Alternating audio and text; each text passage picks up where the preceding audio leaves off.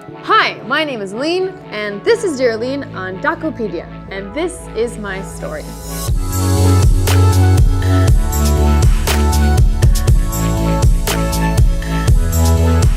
So my parents divorced when I was 11, so my dad moved back to his home country of Israel, and my mom stayed in Los Angeles, and I chose to stay in Los Angeles. So I started really traveling when I was 11 because I had to go see my dad every summer. And so I kind of got used to traveling, and every year I had to fly somewhere very far away.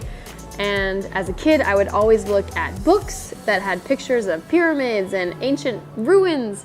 And so that's actually how I started traveling, is I just wanted to see ancient places.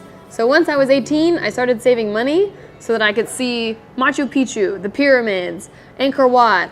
That's my goal, was to go to the 7 wonders of the world. I rarely travel solo. I think there's like a big movement of female solo travel. So a lot of people just assume that I was a solo traveler, but I wasn't. I almost always would find a friend to come with me. I did travel solo a few times, but it was either I would meet friends right away, so I didn't actually travel solo, or I kind of would end up waiting for friends to come meet me because I don't really like solo travel. I prefer to be with someone that is an equally capable traveler. It's much easier, especially back then when I was traveling. I didn't have a cell phone and I didn't have internet, and I just had a Lonely Planet book. And so traveling solo was very unpleasant. So my first country that I went to was Peru. And I went to Peru because Peru has Machu Picchu, the ancient ruins. And I just really wanted to see, like I mentioned, all the ancient ruins. And for my first trip, I was very idealistic. I wanted to help the world, I wanted to help people and not be selfish. So I actually went to Peru on a volunteer mission. So I paid to volunteer for 3 months, training small business owners in micro-lending. So we give them a small loan and they pay it back with no interest, and we teach them how to run their business. So that was my first trip ever. When I first started traveling, I think the biggest barrier anyone faces is just being afraid of the unknown.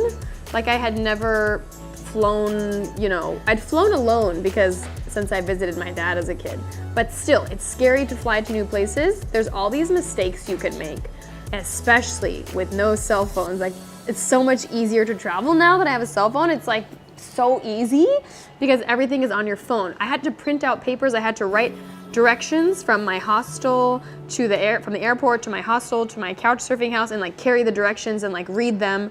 I would go on Google Maps on the computer and like write everything down because I think I didn't have a printer. So it was just really hard logistically, but to me it was so worth it.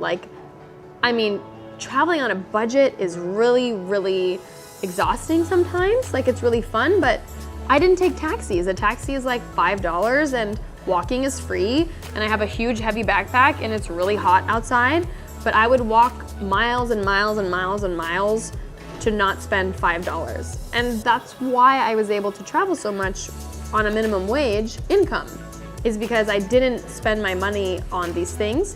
So while that was my superpower, is not spending money, it was also really hard because when you're doing things that are cheaper, it is taking more of your time and it's more exhausting because when you pay, you're paying for convenience, and I refused to pay for convenience. So I was financially independent so that my parents have no control over my decisions. And that was something that was important for me, is that I'm choosing what I do and not someone else who's controlling what I do. Being financially independent as early as you can will really help you get to do what you want and not have someone else like giving input on your decisions. So how Dear Alyne actually started is I was scrolling Facebook and I wasn't happy with what I saw on Facebook. I was disappointed, and I was pointing my finger like, why don't these creators stop making bad, stupid content and just boring travel vlogs just about like what they had for breakfast and how pretty the mountain is, and like make something actually valuable. Like, I was so angry that people were traveling to countries like Pakistan and just saying only positive things and like not talking about the women's rights, not speaking at all for the women, just giving endless compliments.